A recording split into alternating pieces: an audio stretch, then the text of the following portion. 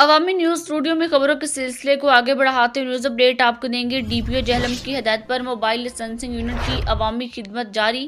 جہلم سے معروف صحافی صدر عوامی میڈیا پاکستان ڈاکٹر تصور حسین مرزا کی رپورٹ کے مطابق D P O Jhelum Tariq Aziz Sandhu کی ہدایت پر عوام کی سہولت کے لیے district traffic police officer Fayyaz اور فوکل پرسن عبدالغفور چوہان کی نگرانی میں موبائل لائسنسنگ یونٹ وین کا سلسلہ جاری ہے۔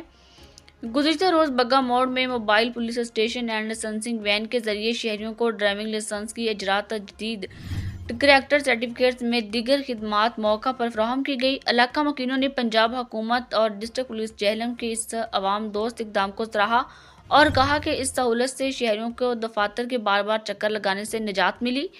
ڈسٹرکٹ ٹریفک پولیس کے مطابق یہ سلسلہ آئندہ بھی عوامی سہولت کے لیے جاری رہے گا۔ عوامی نیوز اسٹوڈیو میں انٹرنیشنل خبریں شامل کریں گے ایک بریک کے بعد۔